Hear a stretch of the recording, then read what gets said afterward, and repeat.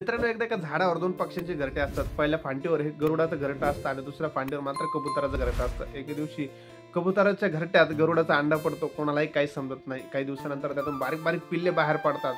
कबूतर हे बघून खुश होतो की त्याला वेगवेगळ्या प्रकारचे वेगवेगळ्या रंगाचे पिल्ले झाले आहेत. काही दिवसानंतर गरुडाचं पक्षी हे आकाराने वेगळं दिसायला लागतं, परंतु ते कबुतरांसोबतच वाढलेलं असल्यामुळे ते कबुतरांचंही जीवन जगत असतं. एके दिवशी त्याला गरुड उंच उंच आकाशात उडताना दिसतो. हे बघून तो म्हणतोय, अरे आपणही याच्यासारखेच आहोत.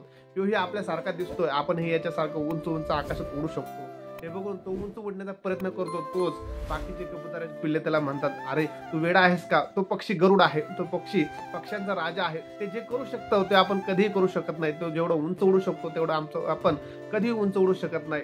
मित्रांनो, हे ऐकून ते गरुडाचा पक्षी उंच उडण्याचा प्रयत्न करणं सोडून देतं आणि आयुष्यभर त्या कबुतरांच्या पिल्ल्यांसोबत जीवन जगत असतं. मित्रांनो, गोष्टीचं संपत आहे. गोष्टीचं तात्पर्य तुमच्या लक्षात आलंच असेल. मित्रांनो, आपल्या जीवनातही अशा अनेक कबुतरांची पिल्ले असतात की ते आपल्याला डिमोटिवेट करत असतात. ते आपल्याला मागे ओढण्याचा प्रयत्न करत असतात. मित्रांनो, तुम्ही तुमच्या जीवनाचे किंग आहात. तुम्ही तुमच्या जीवनाचे राजे आहात. म्हणून कबुतराच्या पिल्ल्याचं, अशा कबुतराच्या पिल्ल्यांचं ऐकणं सोडून द्या आणि उंच उंच उडण्याचा प्रयत्न करा. म्हणजे एके दिवशी नक्की तुम्ही उंच उडाल आणि आकाशात उंच भरारी घ्याल. बघा, पटतंय काय?